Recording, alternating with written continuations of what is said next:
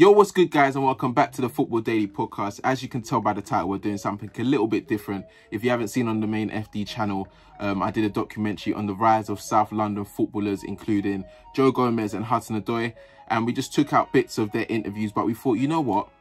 Football Daily podcast, we might as well give you the uncut versions. And you know what? I think it's a great idea. If you haven't watched the documentary, go head over and watch it after you watch this video. And yeah, let me know what you think. And if you think that the video is not going to be that great, then check the trailer. I 1,000% believe South London produces the best footballers. All my friends know this. It's not East London, it's not West London, it's not North London, it's South London. If you could describe South London footballers with 3 words, what would it be? Talented. Flair. Desire. This is South London. The Rise of a South London Baller by Football Daily. As an aspiring footballer growing up in South London, how was it? Like, how was the experience? No, I think growing up in South London is like, for me, it was like a massive feeling. Like, obviously, I've been there all my life.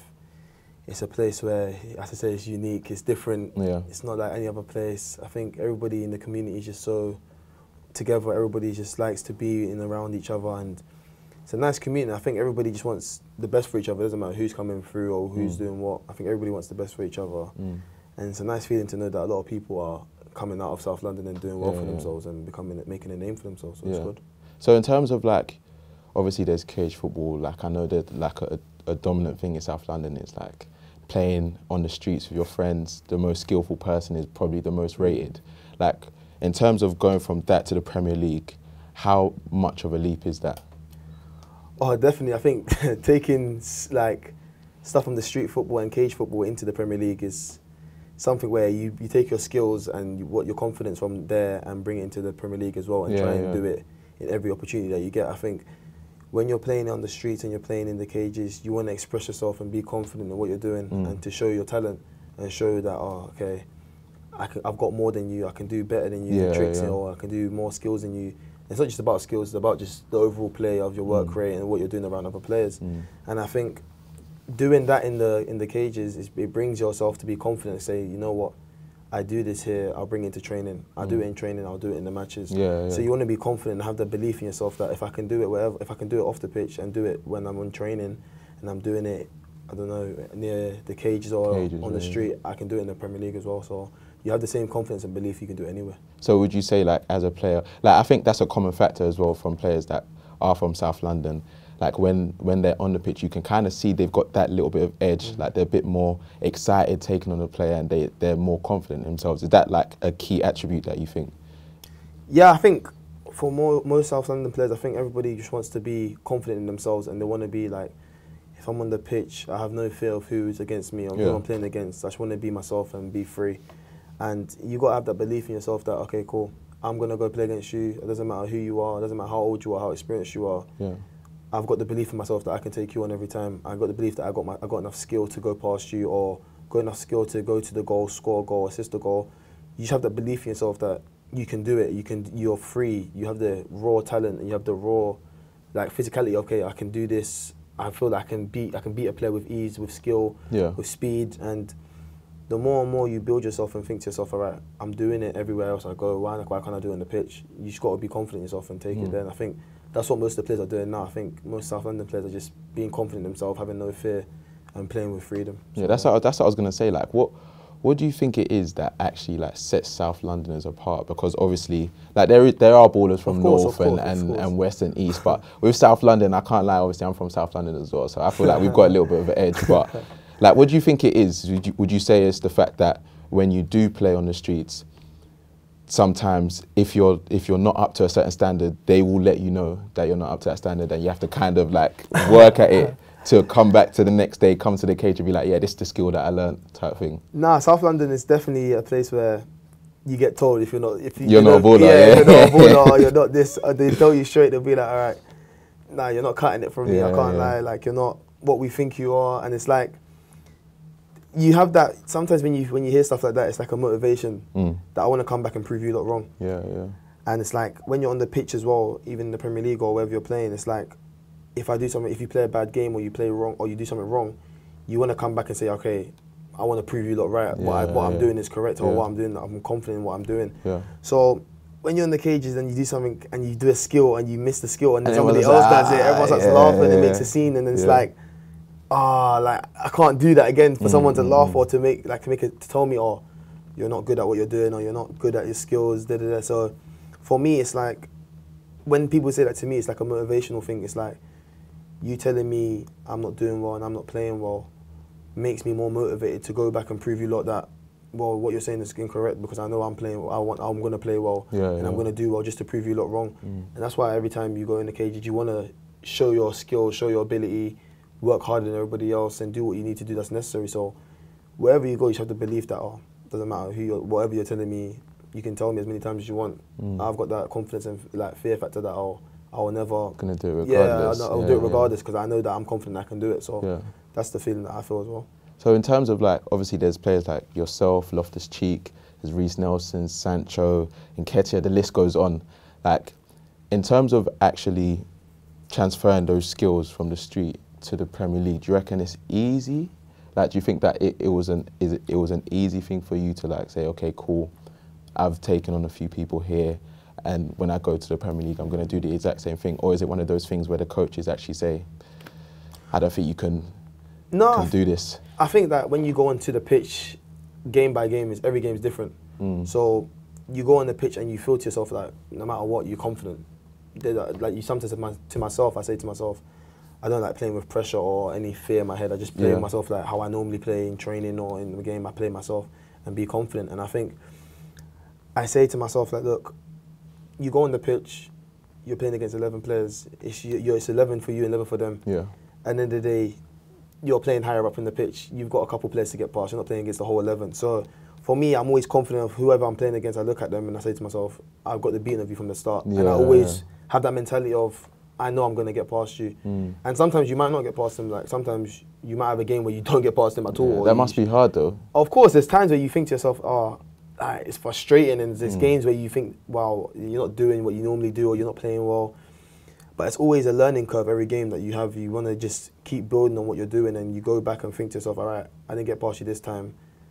We'll play against each other again. And next time I play against you, I'm going to get past you. And I'll think about stuff and analyse what I did wrong to try and get past you the next time. So it's always about, I think, learning and having the, as I said, the confidence just to do what you're doing and just being free. So in terms of South London now as a whole, obviously, like the players that I named earlier, what do you think can be done to kind of create and like influence the next generation? Because there's been closures with goals, there's been closures in the free pitches that we grew up playing in for free. Like, what do you think could be done to help the next generation?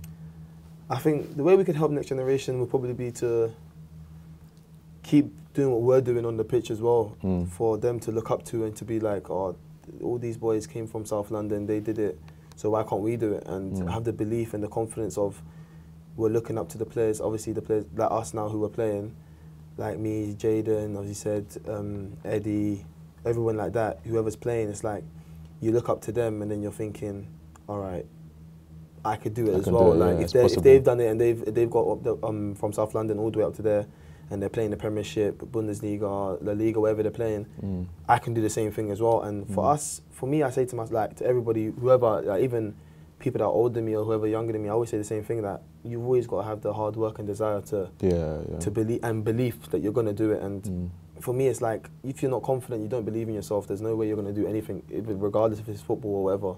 You just got to be confident in everything you do. And for me, it's like, out to the same generation, the young generation coming up, that just play with no fear, be free, show all your tricks, but at the same time, work hard and have the desire to do it as well, and you'll do it. So, also, like South Londoners, like we're kind of a tight group in a sense, like when you're playing football and stuff like that. Do you still stay in contact with like Sancho or Nelson when you see them doing well, when you see them doing bad? Like, how is that relationship?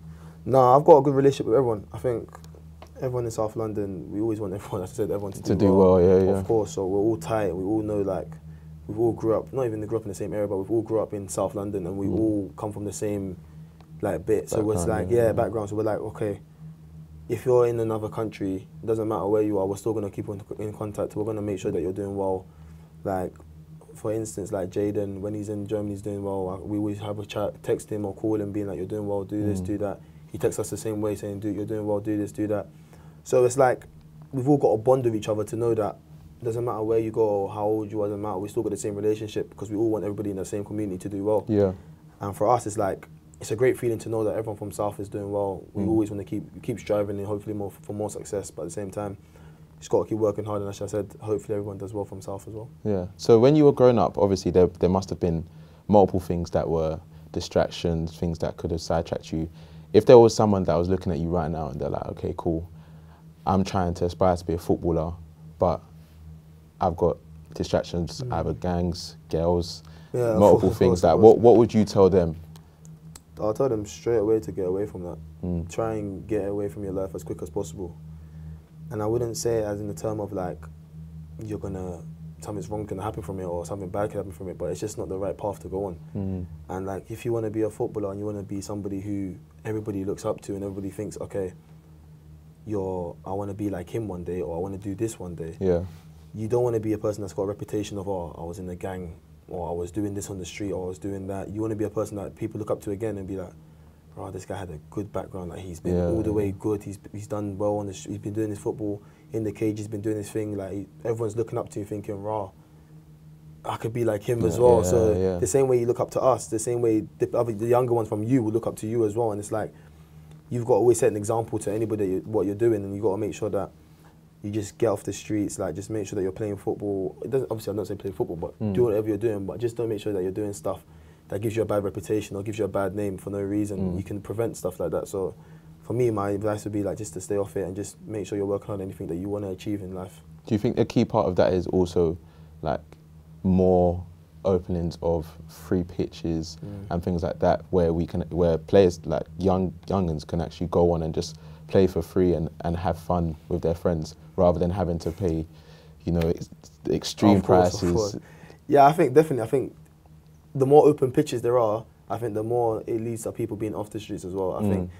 I think in this world, everybody loves football. I think to myself that everybody loves football. Yeah. Even if you say you don't and you don't watch it, I know you slightly watch football, so you know what it's about. So I think the more pitches there are, the more people will go onto the pitches and they'll use them playing football. And I think football sometimes, for me, sometimes in cage football for me was like, if I was stressed in school, I would take it out, or if I was stressed doing something, I would take it out in the cage and just be free and just clear my head through that.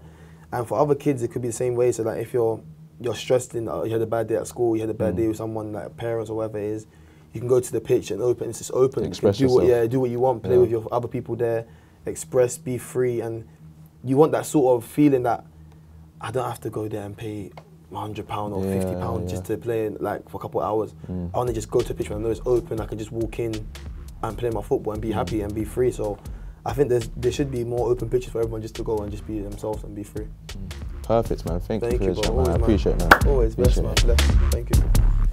So how was it growing up in South London as an aspiring footballer? Yeah, it was good. It was definitely an experience. I don't know if it's just South London, but it feels like the culture there, it's really intense when it comes to football. Anyone and everyone played all the time. I know in other schools, like some schools had more focus on rugby or athletics or so on, but for me, going to Forest Hill Boys, like every break time, every lunchtime, it was football. And then like carried over because your friends were into the same sort of thing. Like after school, whatever, it would be like go down to, for us it was pits or goals or whatever, and just carry on playing. And that was just all we knew, just play football. And before school we'd go in the sports hall. Yeah. That was just the culture, and yeah, I think because of it built us in different ways, just to be competitive, to be driven, and yeah, just enjoy ourselves.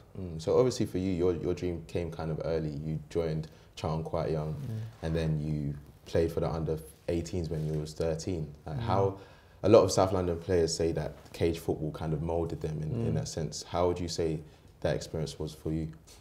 Yeah, definitely.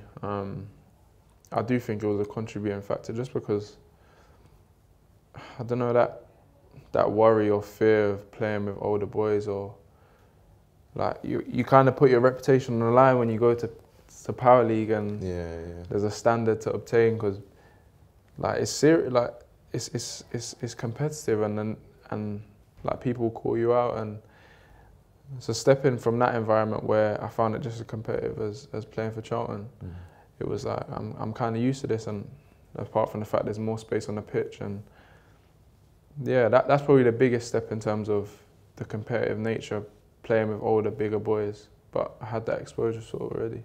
So how important would you say cage football is to like players just in general, especially from South London anyway? No, it's massive. I don't know what it is.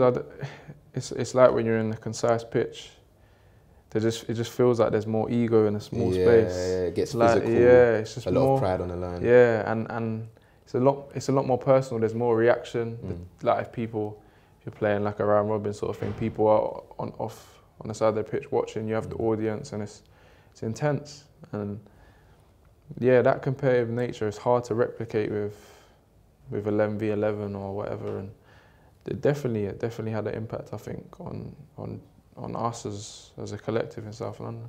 So obviously you've gone to playing Premier League, Champions League. How would you say, like, obviously just growing up in general is so different, because like you said, when you're playing, it's raw, there's a lot of pride on the line. Is that kind of similar when you're playing in European football? Yeah, in a way, but I think it's just about honing it, because it is a different, I wouldn't say skill set, but I think that physicality and so on sometimes in small cages is so intense and compact. Like the ball can bounce off the side, you put your body, like 11v11 is a bit different. I think it's just trying to draw what you can from that and using it in the right way, as well as adding other aspects of the game, just positionally.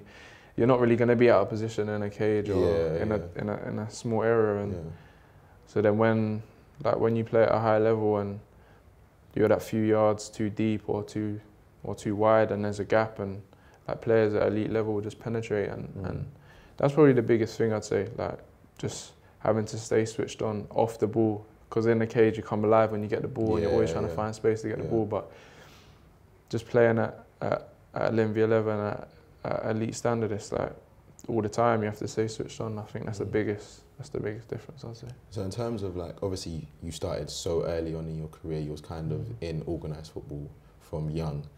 What's the best piece of advice you got coming from kind of unorganised, flary pride from football into, okay, you're not allowed to do that trick now? Yeah, I mean, for me it was different, because obviously being a centre-back, it was sort of an outlet playing in a cage. Like people don't expect you to do a step over and so on. Like, so that was kind of like freedom for me, that I can just do what I want, express myself. Sometimes I'll walk back. I won't be as positionally focused or whatever. And so that was just enjoyment for me. And I don't know, I didn't find it hard separating from that, because like once I went, like say I was playing at Charlton, I knew I couldn't mess around like that. But I didn't find it difficult. I think since then, getting older, it's just staying switched on, like I say, sort of playing the game within the game, sometimes in 11v11 or a proper game.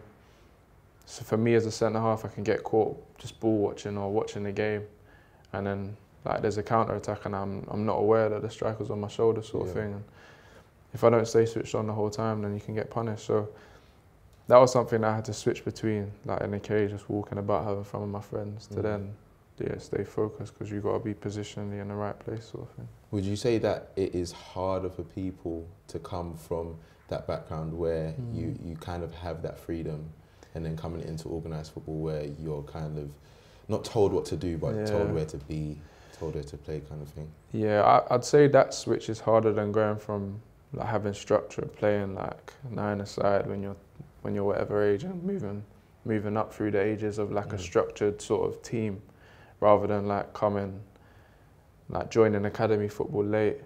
Because like, I have so many friends that have so much ability and and serious ballers, like pits and ballers and players that like in tight spaces, like their feet are unbelievable, and you just come in late and sometimes you don't get the right opportunities, or some coaches like a certain style of play that they want you to press well or work hard, and that side of the game hinders the fact that you're such a good like technical player.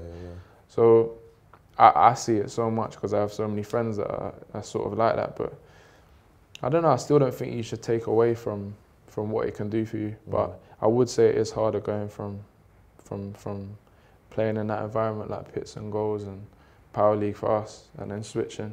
So I was lucky in the sense that I got the opportunity to do it at Charlton and progress through the age groups there from young, rather than joining late. So if you were to give someone like that was at your stage, age 10, they're playing with their friends, they're used to that type of environment, but they obviously want to make it like you, what type of advice would you give them?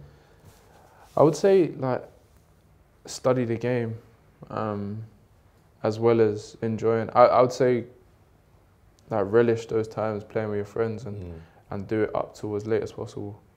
Like go all the way through until like your manager at your club or whatever saying like you can't, or you can't be balancing playing on a Saturday or Sunday as well as, and training through the week as well as going pits or whatever. But I'd say keep that involved, but like if you're younger coming up, just study the game, like watch like the tactical aspects of your position and how, like for me as a centre back, like watch YouTube clips and like, oh, he covers around there or there, they need to push up, or just, I'd say that's the biggest side, just the tactical elements. Or if you have a coach or whatever, just ask him, like, how can I improve in positionally? And because I feel like the stuff on the ball is taken care of because you get that exposure at Power League or whatever. And that's the biggest thing, I think, because obviously if you're in the wrong place positionally, at least the errors, then coaches start getting onto you. Yeah, and then you don't get the chances. Yeah. So obviously you grew up playing in pits, maybe Burgess Park, goals, like free pitches all around different areas. Yeah. Do you feel like there needs to be more of those free pitches for younger people to, you know, hone in their skills and play with their friends rather than, you know, getting sidetracked by other 100%. Like for me in my local area, pits was massive. Like I can't like get across enough how big it was for us. And at the time it was a case of, it was only £1, I think it was. Like each person had to play £1, or you pay for the whole cage as a group, put your money together. But like honestly, every half term, summer holiday, it was just our go-to. And we'd play like through the day, might go to the off license and get a drink, come back.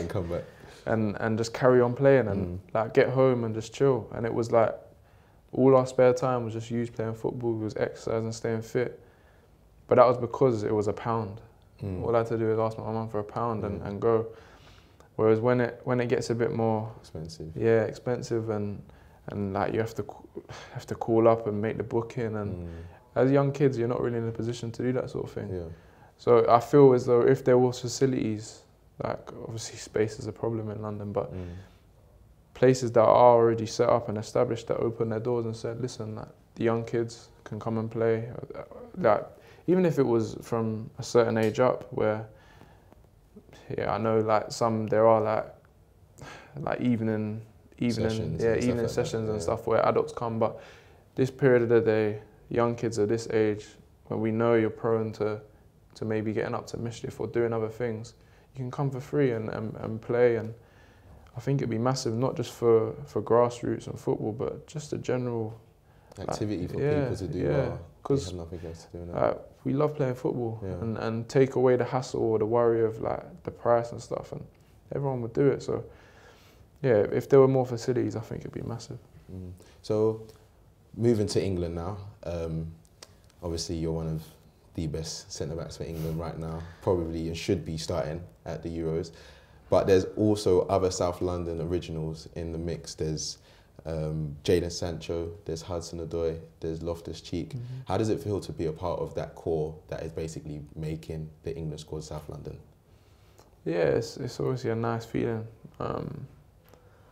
It's a bit surreal when you think about it. For us, like, we're just young boys who grew up playing football, and like to have so many of us that come from a similar walk of life in the sense that we grew up in the same era doing the same sort of things. It is surreal because I think for all of us that we don't take for granted the percentages of the chances that it happens and the chance to play at that level. Obviously, you dream of as a kid, but the pathway seems so difficult and it's special. Like, I know, like Ruben, we were born in the same hospital, sort of thing. Oh, really? And Mad. yeah, he was born in Lewisham Hospital, so was I, and it's surreal, honestly. Like it's something that we can't take for granted because it's something to enjoy. You say you guys have like a different type of connection to any other. Because I see sometimes when I'm watching the England videos, like the way you guys say cool to each other and the other players. Yeah, I think naturally it breaks the gap between you sort of know each other before you know each other. Yeah, you have something that you have in common and you can conversate over. So yeah, it is nice, and I know there's a lot of conversation about it, I think, amongst the group, and it's special and something that we should enjoy and embrace and use it to our advantage, because chemistry is a big thing, and if you can feel as though you're a team and you have the same goal, it can help everyone. So growing up, what was the best piece of advice you were given? Obviously, because you started your career kind of early in Charlton at the age of 10, I believe it is. So, it's hard to pinpoint one line or one focal thing, but I think it was just honing in on my development as an academy player and making that switch. I think like my manager at the time, Steve Avery, who was still at Charlton, would always reference like things I needed to work on, and I still had that rawness like most like players do who come from not having an established team and come from, say, playing at Power League like I did. And I think it was just working on the little things and just positionally, like I say, just being more aware and more switched on with those sort of things. The other side of the game, instead of just thinking, like gravitating, like if you watch it young, like under 19, everyone just runs towards the ball. Yeah. But like it was just about being more, especially as a centre back, being more disciplined and just trying to give information and help my teammates. I think that as a centre back, the more information you can give can sometimes take away from your work. So yeah, just generally just trying to be more tactical and being more aware of my surroundings. So was you the type of player that just went out on a limb and just started watching the videos yourself, or was someone else saying, no, you should watch a Rio or you should watch someone else? No, like for me, Rio was a big one. I don't know, probably because he was from South East London. Can relate to him a bit more. Yeah, I don't know what it was, but just I think at the time, like an English centre half that was a ball playing centre half was something I aspired to be. Yeah. And he was that person at the time playing at the top level. So yeah, YouTube, whatever I could watch, I'd watch him. And yeah, that was from a young age. I'd do that, and yeah, I'd say that's a big thing. Just to watch it, who you aspire to be, watch it and watch them and how they play, and just focus on that. And if you can, and go to a live game, just watch them rather than watching the game or the crowd or whatever. Watch them and really focus on what they do and how they conduct themselves on the pitch. So, well, this will probably be the final question, but what do you think would be the best thing to continue the production line for South London? I just think, like I said, just more opportunity to let like young kids play and express themselves.